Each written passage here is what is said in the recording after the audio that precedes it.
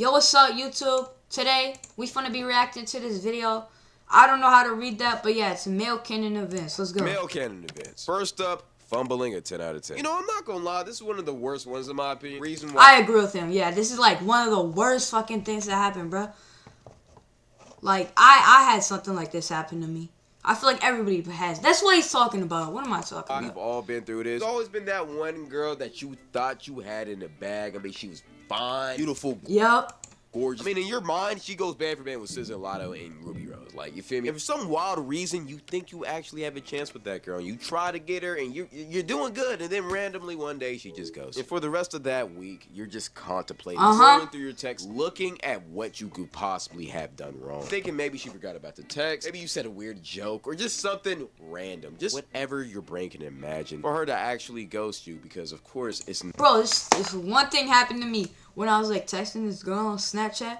Like, we would like snap all night, and then one day out of the blue, she just fucking blocked me and add me on Snapchat. Like, what? And like her profile was like missing. I don't even know how you can do that on Snap. I think it's blocking you. I don't know, bro. It's weird. Not just you. Well, nigga, hate to break it to you. She likes a guy and it's not you. Yeah. And the worst part about it is that oftentimes the next week she ends up hard launching with her new man. And when you see him, it's somebody you don't even think is better than you. Well, brother, hate to break it to you, but he is. And then when they eventually break up, you're gonna be right back on her feet begging for her. That's not me though. That Before wasn't that, me. you will go through that. I hate that bitch phase. After every man goes through a heartbreak, they always hate the girl. Yep, I know this phase. I had this phase.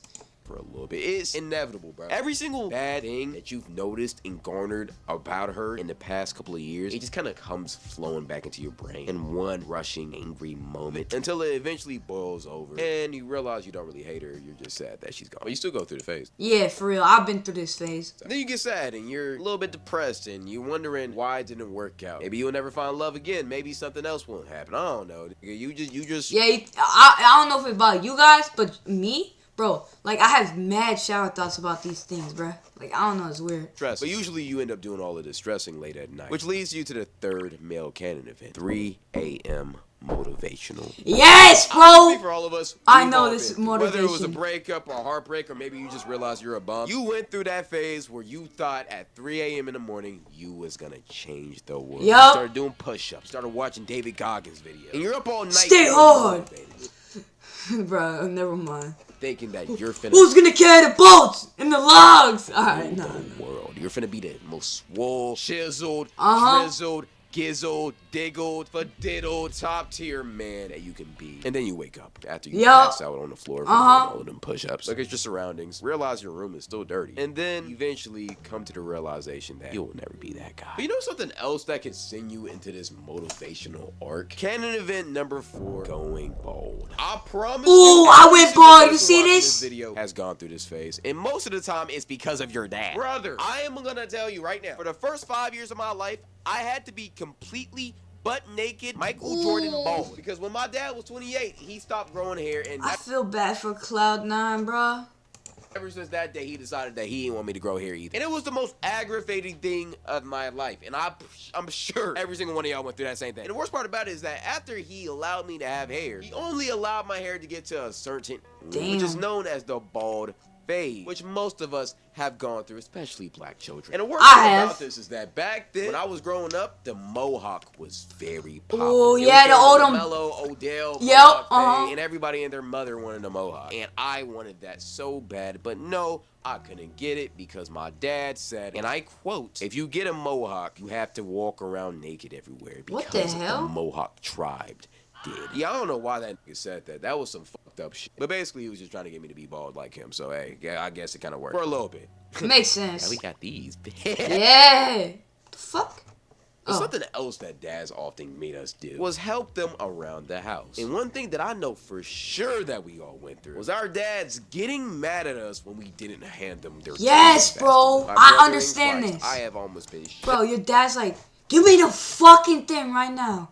Or if you give them the wrong thing, they like crash out at you, just like talk mad shit to you.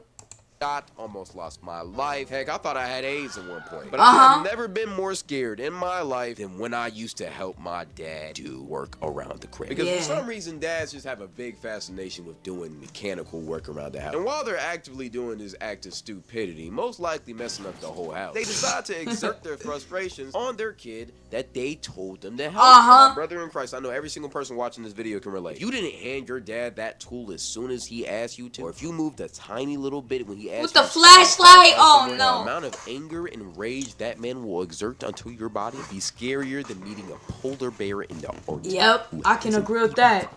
And honestly, I've experienced a lot of trauma from doing stuff like this. Like, the amount of trauma I've gone through from just holding tools is probably equivalent to the slaves back in the olden times. But after this, as a kid, you know, you voice crack, my bad, chat. Traumatized, scared, but also angry from what your father did. So angry that you even think about potentially fighting him. It would also be the worst mistake you ever made in your life, because he will beat your ass. Every single... Bro, the mind, like, you've had, like, 50 fights. I don't know if... Some of y'all probably never, thought about fighting your dad, but I have. I definitely have. Man in his life has thought about fighting his dad. I say fighting for a reason, because you will never beat him. I don't know what it is about fathers, but, they will never lose to their son, period. Especially if it's fist. Like, you could be 6'5", 280. Matter of fact, you made John Jones call you his pappy. But as soon as you run into your 5'9" father, he will beat the living breaks out of you. And even though we all wanted to fight our father, we none of us have actually did it. Yeah. We knew the reality of it. I actually almost did it one time. And there's a reason why I said almost, because I realized very soon that I would get my ass absolutely plastered. And I love my life way too much to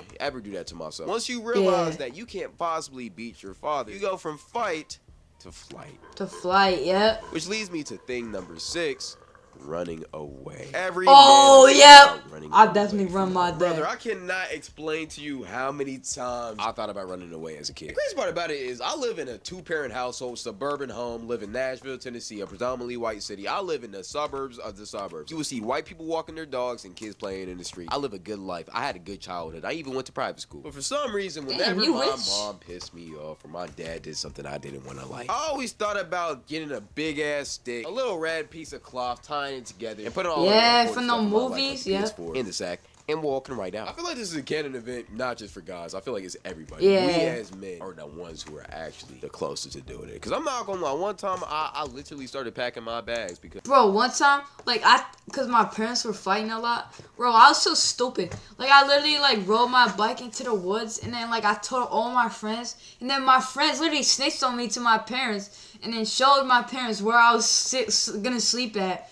Bro, that was the weirdest time, bro. And then, I was trying to ride away on my bike, and then the chain popped, and then they caught me. And, bro, it was so weird.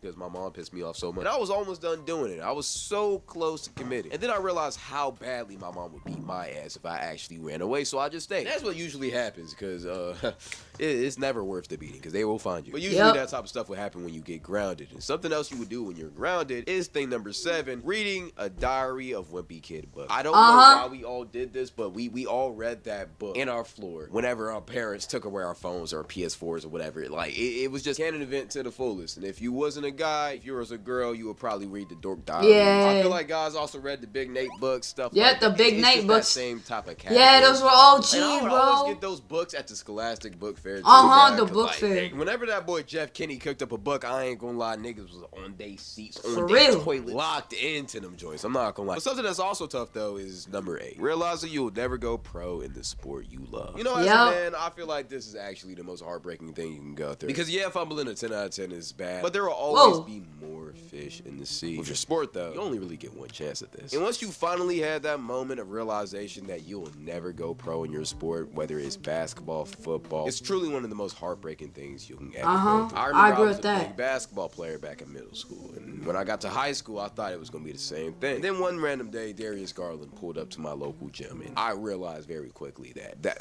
Wait, what? Darius Garland pulled up to your gym? What the fuck? Damn. But I was delusional, so I thought, you know what, maybe if I really ball out my freshman year, I can get some looks. You know, I could really go crazy in a good route leading up to my senior year. Well, I was a JV bench player. And I was good too. I was averaging like 20 points a game, but the coaches just didn't mess with me. But then I thought, you know what, maybe the coaches are just, you feel me, purely hating on me, which they were. But then I thought, you know what, maybe I need to transfer somewhere to get more PT. Maybe that's what I really needed. And then I realized that I was never gonna grow past the height of 5'9". Yeah, I haven't grown since freshman year. So yeah, I'm basically trying to say I'm fried. But every man has to go through that phase to realize they're just a regular guy. Just because every motivational speaker tells you that you can do whatever you want in this life doesn't mean you actually can do it. I'm just keeping it real. Because I'm sorry, buddy, if you're 5'4" and you're trying to be an NBA basketball player in this economy, in this league, I'm gonna be honest, brother, we have Wimby's playing point guard, bro. You're not Muggsy. You're not Muggsy Bogues. Yeah, that's what I was just about to say, bro. Muggsy Bogues, bro. Another tough realization that we've all been through. Realizing that you're in the friend zone. And I don't care who you think you is. We've all been in this. As a guy, we've all thought once, if we were a good enough friend to a girl, that she would eventually crack and decide to settle down with us. But an event that we've all been through is realizing that that's not how life works. As a matter of fact, she actually knows that you like her. Yeah, she doesn't care, and she'll still use you for free car rides, free money, free food, and free attention. This is one of the toughest realities we had to learn as a man, but every man has to go through it. I remember I was 13 and there was this girl I liked, and she broke her foot. So I offered literally carry her around just good friends. She ended up She ended up getting pregnant by another guy at 13. But what the fuck? Another pain that we all had to go through is going to the bathroom in a public setting and not knowing the urinal rule. And every single guy watching this video knows exactly what I'm talking. How the hell do you not know the urinal rule, bro? Like, I know if any ladies are watching, bro, you probably don't know it. But, bro, you don't pee right next to each other, bro. You leave a space. And people who do that, I don't want to be mean, but they're gay, bro. Like, I swear. I remember as a kid, I was at my school, and it was like a student-teacher day or whatever, I don't know. And for some reason, the parents were on campus. And I walked into the bathroom, and there was a grown-ass man using the left urinal. And the middle and right one were open. And according to the urinal rule, if there's 3 urinals, you have to use the left, you have to use the right, and it's the center one's the only one available, you wait your turn. Unless they have blockers or binders where you don't gotta see another man's pee. But as a kid, I didn't know that, so I ended up using the middle one right beside him. And I remember to this day, the look that this man gave me was a look of absolute disgust. I'm not gonna lie. And as soon as he got done pissing, turned to me, patted me on the back, and said, "Son, heads up, whenever you use the bathroom, you never piss right beside another man." I've never seen that man ever again, but I thank that man for truly changing my life. But this is one of those rules that once you learn it, never forget it, or else niggas will clown you. Something else that we've all been through in the bathroom, though, is being around that one kid who decides to just pull down his whole pants just to take a piss back in elementary school. You know, brother, this one was horrible. Usually it will be the special ed kids, but at the same time, it's like, brother, please have some common sense. Bro, for real. That's such a great statement. Usually they would be farting too, and they would just stink. And but at the same time, we've all done it when we was younger, and then we had a grown man walk into the bathroom and instruct us to never do that again, and then we changed our ways. Something that we haven't changed as guys is number 11 or 12, I don't know at this point. Putting your hands in your pants for warmth on an ice cold floor. This one I know we've all done. I'm actually doing it right now. I'm not gonna lie. And no matter if you want to be honest or deny, I'm not doing that. I swear to God, Chad. It's amazing. It's one of the most sensational feelings ever. You get to put your hand next to life. It's amazing. I don't know. It's just vibey. Here's the thing with this. It warms this shit up so much, bro. You do this act, because doing it while nobody's around is cool. But if you're in a crowded room, space, and you just got your hands in your pants, like, brother, who raised you? That's where the creep allegations come in, and you don't want that. They don't understand, but at the same time, people might be thinking you're jacking your shit. Be classy. But speaking of balls, the next canon event that we've all been through is chilling around the house playing GTA or Fortnite or something, and then all of a sudden, randomly, you just feel a sharp pain in your balls, and you just start clenching them. You start grabbing them. You start praying to God because you think that you'll never have kids again. You start wondering if you have cancer, or maybe you got an STD, or maybe if you gooned too much. I don't know what you did. And then after it goes away, you immediately get on your knees and pray to God, promising him you would never jerk off again if he heals your pain. And then 3 nights later, you end up jerking off again. But after you goon, you get a negative feeling. You feel shame. You promise to God you will never do it again, yet you feel defeated. See, this right here is what we call post-nut clarity, which is the next canon event, and probably the most popular one, because the only time that you won't feel this is after the first one you do. Back when you were most likely younger, which is sick, honestly. It's sad that so many little kids are gooning, but it's whatever, I guess. And after that first goon, you felt alive. You felt like you just discovered the greatest thing on earth. Then after that second one, you really quickly realized that you just formed and started an addiction that you'll be very lucky to get out of. There's downhill, and you just keep on getting more Yeah, downhill until I you agree with eventually that. stop and become a better human being. Which a lot of y'all I'm have still a to gooner. do. I didn't say At the that. same time, though, you will never escape post-nut clarity, even though I had one homie who did it like 10 times a day, and apparently he Damn. just stopped happening, but he also looked very depressed, so Yo, I what? think he just had it permanently. You already know what I'm finna say, though. Game is game, jizzle is jizzle, and don't fiddle your pickle. Let's get to it. But it's a part of being a man, and game is game, and that's just how life is. When you retain that, though, you will get superpowers. Powers that would never be feasible to that average gooning man. And you do that as soon as you get into the next canon event, aka semen retention. Every single man has gone through this. I don't care what y'all say. We've all gone through semen retention. We thought that by holding our seed, we would turn into spiritual soul or something. Oh, In reality, yeah. you kind of do. I'm not gonna lie. You kind of get superpowers. You feel like you can move mountains, start thinking more clearly, you start getting more ideas. There's really no negative to holding your seed. And then we eventually all fail. But at the same time, we keep on going. But the first time you go on this path, you think you're a superior human being, though. You think you're better than everybody because you can hold your seed, and you call all of the regular 1 to 2 time a week gooners peasants in your eyes. You think they're just weak, inferior beings, and that's just how you will think until you eventually become one of them again. Game is game. But the last canon event I want to talk about is video games falling off as you get older. This one's more of a maturity thing. As you get older, I don't know if it's just me, but like video games just aren't as fun anymore. Like the only games I play now is NCAA, and it's really just to cool down or just to beat my friends. I'm not gonna lie, I can't get immersed in a game nowadays like I did back when I was younger. Maybe it's because I got responsibilities, or maybe it's just because games fell off. I don't know what it is, but it's kind of sad. Hopefully GTA 6 can bring that back. Yes, bro. Until then, we will see. But I feel like bro, I heard that they delayed GTA 6. Is that true? Somebody tell me in the comments if that's true, bro. Because I'm honestly about to crash out if it is. Shouts out to you, but hey, go ahead and tell me anything I missed. If you like this video, go tap into my streams. They're very entertaining too. Hey, y'all, go follow OneCloud9, bruh. He a good YouTuber. You know what? I'm subscribed to him right now. But peace out, YouTube. Hope you like this video. I'll be making more reaction videos on this channel. So yeah, peace out.